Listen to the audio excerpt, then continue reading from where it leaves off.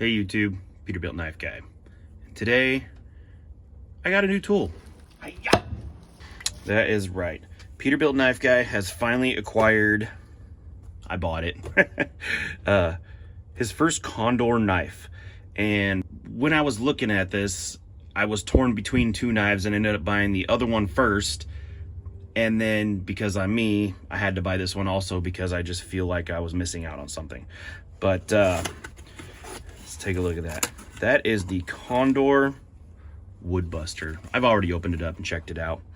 But this is Condor's version of like a competition chopper. I guess it meets the specs to be in competition chopping. It's just under, they say 1/4 inch, but that is not a 1/4 inch. It's close, but I mean, it's thick, but it's not a 1/4 inch. What comes in the box here, you got your sticker, you got your it's carbon steel, take care of it card, and then you got a little brochure. And actually, I was going through here, there's some sweet knives that I didn't even know Condor had. Let's see, where's the one? This guy right here, the little bushcraft knife. That's kind of cool. What else we got? And then this guy right here, that one seems interesting too. Actually, a lot of them seem interesting, but Condor makes a lot of big chopping tools. I've seen a lot of these K-Tac kukris on YouTube, but I didn't know they had the big one. That might be a future purchase for me. But let's get on with this. First off, let's take a look at their sheath. This thing's fantastic. Condor's known for making good, just leather sheaths, you know, nothing special, but very functional leather sheaths. And this is perfect. It fits the knife great. It's not gonna go anywhere. Good knife. I do not know if this rotates. Yeah, it'll rotate. So if you sit down, it'll rotate. Not bad, good stuff. It's riveted. I would have liked to see a rivet down here because this is the part that's gonna get banged the most, but you know what, whatever. Single stitch, probably never gonna go anywhere. Let's take a look at this knife. So like I said, this is my first Condor product. I've never had anything Condor out of all my knives. And you know, a lot of the Condor products I like look similar to other things. And it kept me from pulling the trigger because I always bought something different. So I was in the market for a non-stabby chopper knife. And it was between this one and this one, the El Chete. Now, we set these side by side. You should be able to see why I chose the El Chete. Just pure chopping power. I mean, this thing's a monster. Now, this one is a full 1/4 inch thick. And if you look here, there is obviously a size difference. They don't claim it's 1/4 inch. It's 0.24 or 0.2 something. It's not claimed to be 1/4 inch, so at least they're not misleading you there. But being my first Condor product, I got this and I looked it over real thoroughly because I've seen hundreds of reviews of Condor products, but I've never held one in my hand to see what I think about it. You know, is it worth the $150 or whatever I spent on this? First off, the sharpness wasn't, I mean, it's sharp, but it's not what I expect. It's sharp. It's just, I don't know if you can see, it's almost tearing the paper. It's not really slicing it. So that sucks, but it's okay because I like to put my own edges on most things anyways. Next, the grind lines. And this could just be my particular one, but if you can tell, the grind is way off that way. Sorry, my hands are heckin' dirty.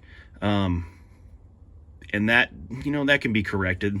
For the most part, the front looks good. Nothing bad there.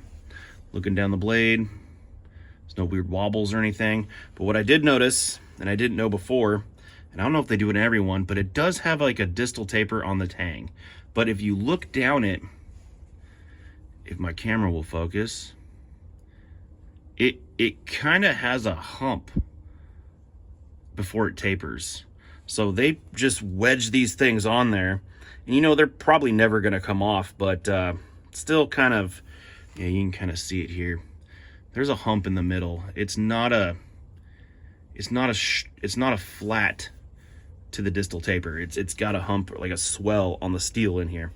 Whatever, you know, I'm just being nitpicky. Another thing I noticed too, these edges right here are real sharp, right up where your finger is gonna be. And that's gonna be a problem. Look, it's taking skin off my freaking finger.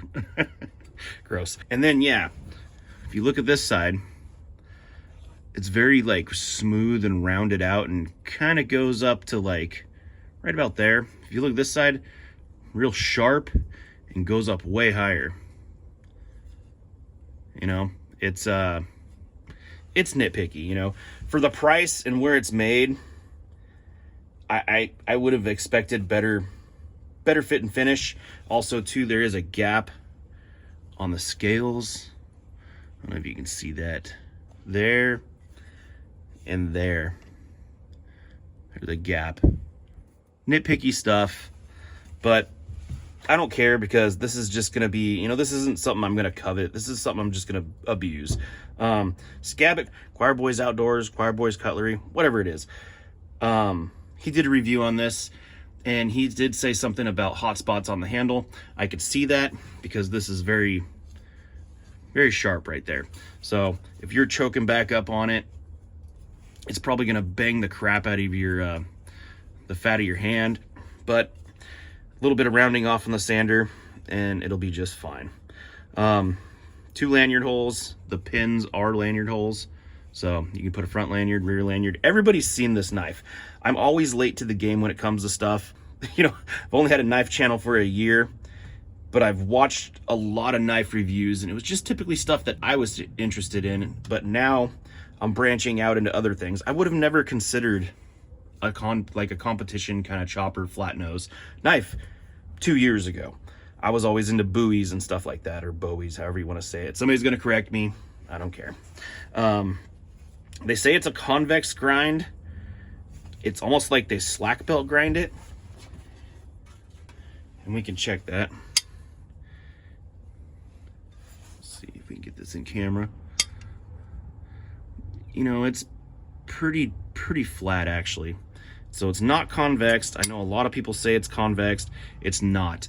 It is like a high saber grind, because you can see where it lifts off right there, and it's just rounded off. So it's a, yeah, there is no, how can I do this without stabbing myself? So there's a flashlight behind it. There you go. Come on, focus. There you go. So you can see the light on the left side. No light comes in under there. If it was, you'd be able to see it. So it's a flat grind that's with it's a high saber grind, if I could talk today. But come on, work with me. But you can see they just rounded off this edge. Versus this guy, where it has a more pronounced from the main grind to the stock of the knife. This has just been rounded out. So it's not a convex. At least this one isn't.